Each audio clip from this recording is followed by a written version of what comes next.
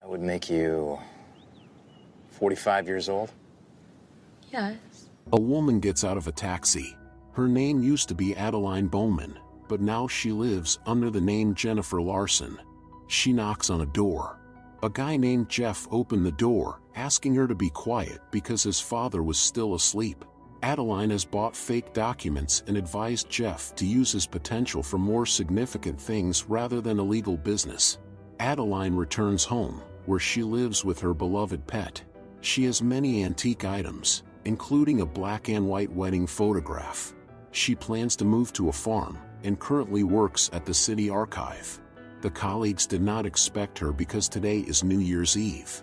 Adeline performs her usual duties, digitizing old tapes. Some of the materials seemed intriguing to her. Adeline watches black and white recordings of the earthquake that took thousands of lives in San Francisco. Adeline also finds a recording of herself. Over 100 years ago, she was mentioned in a newspaper because she became the first newborn baby of the new year. Adeline was her parents' only daughter. In 1929, Adeline met a young engineer while walking with her mother near a building bridge. Soon Adeline married Clarence Prescott. 3 years later, the couple had a daughter named Fleming, named after her maternal grandmother. On February 17, 1937, a tragedy occurred. 2 engineers died in a collapse of construction cables on the bridge, including Adeline's husband. 10 months after her spouse's demise, when Adeline was heading to her parents' house in the north of the state, where the 5-year-old daughter was waiting for her, something incredible happened. It snowed in California. Failing to control the car, Adeline was involved in an accident. The car went off the bridge. The plunge into the icy water sent the woman into hypoxic shock. Her breathing was interrupted and her heartbeat slowed. Within 2 minutes, Adeline's body temperature dropped to 30 degrees and her heart stopped beating. Suddenly lightning struck the car. The first 2 strikes brought Adeline out of shock. When the lightning struck her for the 3rd time, Adeline's body became immune to aging. From now on, she remained forever young. For several decades, Adeline attributed her lack of aging to a proper diet and well-chosen cosmetics. She and her daughter looked like sisters. The situation became complicated when Adeline accidentally violated the rules of prenatal movement. The police officer did not believe that she was 45 years old and suspected that her documents were fake. Soon after that, Adeline returned to San Francisco and enrolled in medical college, hoping to find an answer to what was happening to her. Eventually, she came to the conclusion that there was no scientific explanation for this phenomenon. After some time, the FBI became interested in her. These strange people assured her that she had nothing to worry about. They would only conduct a few medical tests. When they brought her to the military base, Adeline panicked and tried to get out of the car. Finally, she succeeded. The woman escaped and, packing essential belongings, said goodbye to her daughter. Adeline planned to hide for a while and live under a false name because it was the only way out. She decided to change her name and place of residence every 10 years. In the present, in 7 days Jennifer will disappear forever, and Susan will appear, who will live on the farm. Adeline has kept her secret for 60 years already. That evening, her friend Reagan called her, inviting her to celebrate the new year at a party at a luxurious hotel. Since Adeline had no plans, she agreed. At the hotel, Adeline saw an old photograph in which she recognized herself. This once again made her memories return to the past.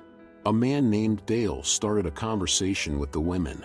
He was an artist who, having refused the money of his wealthy family, never found fame.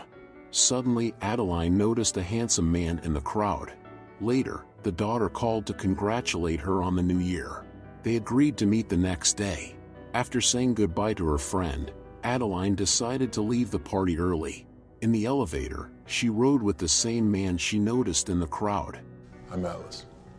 Pleasure to meet you. A pleasant conversation developed between them. Ellis complimented Adeline and flirted with her. The woman behaved politely but did not respond to the flirtation. The first day of the year was Adeline's birthday. She spent it with her 65-year-old daughter, who looks much older than her. Fleming admitted that she's considering moving to an elite retirement home in Arizona, following the example of her friend. Adeline doesn't like this idea, so she tried to convince the daughter to live with her instead. However, Fleming believes that she'll be better off in Arizona. At work in the archive, Adeline found out that a Mr. Jones is donating books to their library for a very large sum. It turned out that Mr. Jones is the same man from the party. He did it to impress Adeline.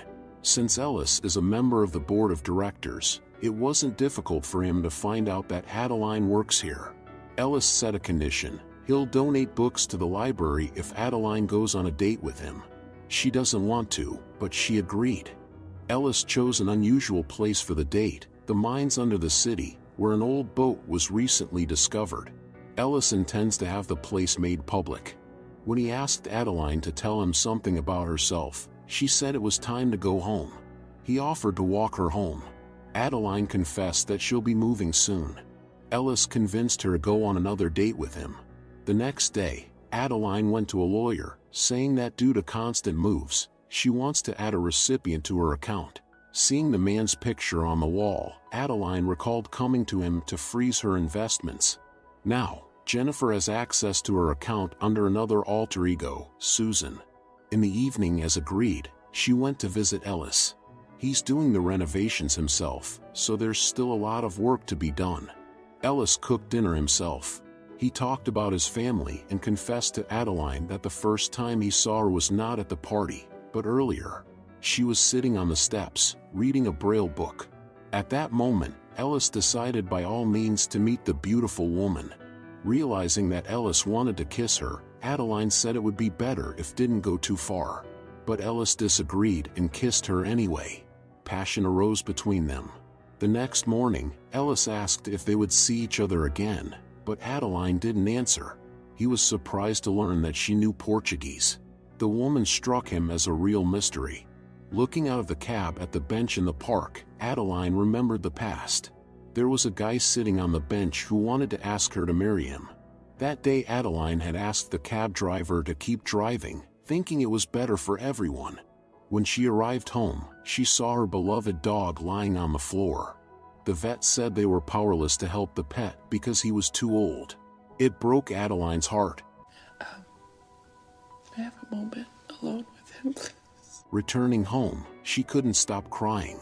Ellis left her many voicemails, but she didn't respond to any of it.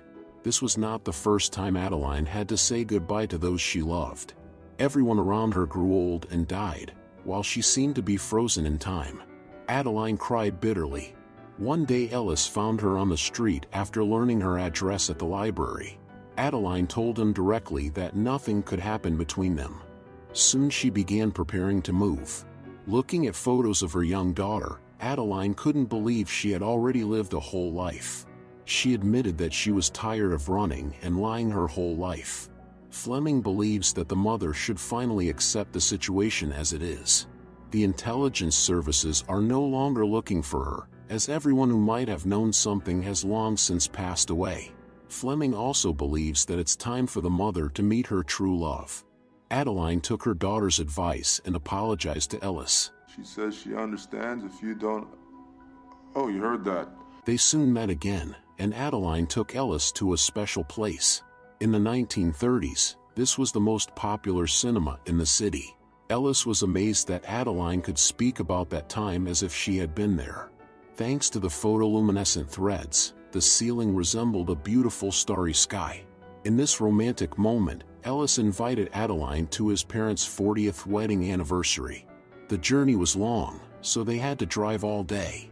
On the way, the couple met Ellis's sister, who got into the car with them.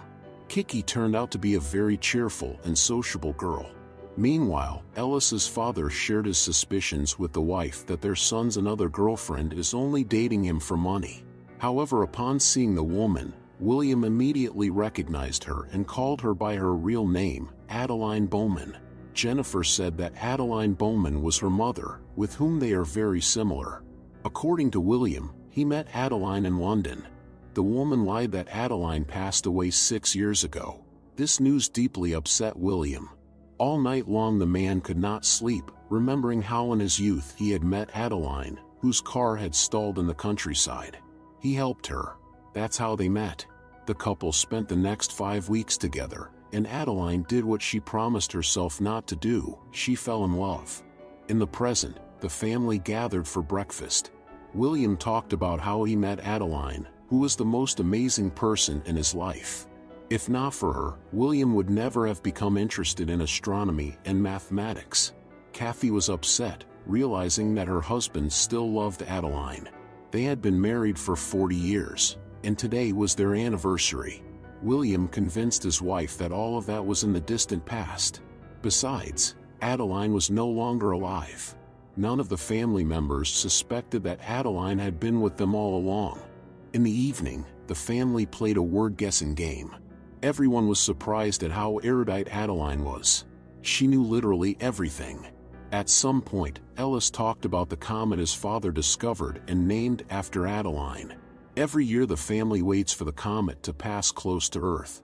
Adeline couldn't hold back her tears, even though she tried not to show that she was sad. She went for a walk, not expecting that William was also there. He told her that he named the comet after Adeline because she was the most unique person in his life. Years ago, William wanted to call her to marriage and bought an engagement ring, but she never came. Before going to sleep, Ellis told Adeline that he loved her, even though they had only just met. Adeline was not ready to say the same thing back yet.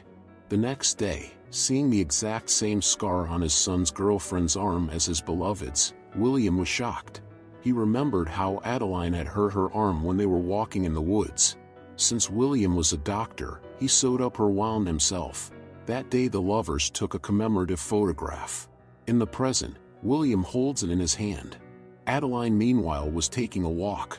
William caught up with her and told her he knew the truth. Her scar was proof. Adeline cried, not knowing what to say. She has no explanation for why she once stopped aging. All this time, William thought he was going crazy, but now he understands why the beloved disappeared from his life. She just wanted to do the right thing. William asked Adeline not to run away from Ellis like she ran away from him. Adeline didn't know what to do and rushed back to the house to pack up. She left a note for Ellis, planning to run away again. William tried to stop her, but Adeline believed it was for the best. Meanwhile, Ellis, who had just finished showering, discovered that Adeline's things were missing from the room. Then he saw the note in which his beloved wrote that she had to leave. Ellis wanted to follow her, but William told him that she would not return. The son realized that his father was hiding something. Adeline didn't answer Ellis's calls, but he still went after her. Along the way, she thought about those she loved and cried. Suddenly, Adeline stopped and called her daughter, saying that she was right. From now on, Adeline would stop running and accept things as it were. Adeline was about to turn around when suddenly a pickup truck crashed into her car. The car went off the road, and Adeline landed on the ground. For the first time in 78 years, it snowed in that area. Ellis arrived and immediately rushed to his unconscious lover. Her body temperature dropped to 30 degrees, and her heart stopped beating. Ellis was desperately trying to revive his beloved, but she didn't come to. He didn't know that Adeline was actually 107 years old. The arriving paramedics used a defibrillator to bring Adeline back to life. Immediately after that, she was urgently taken to the hospital. At the first opportunity, Ellis came to her hospital room. He thought the beloved had run away because of his confession of love. Adeline hugged Ellis, saying that she loved him too. Finally, she gathered the courage to tell him the truth. Soon Fleming joined them, very worried about her mother. Fleming told everyone that she was Adeline's grandmother, but now Ellis knows the truth. Adeline's daughter hugged him crying. Soon the Jones family threw a party at their home to celebrate their wedding anniversary. William toasted his wife, who showed him that the most important thing in life is family through her boundless love. A year passed. The family got a new dog. Now, Fleming lives with the mother and her boyfriend. Looking in the mirror, Adeline noticed her first gray hair in her entire life. Realizing that she was aging again, Adeline was happy. In that year, the comet discovered by William and named after Adeline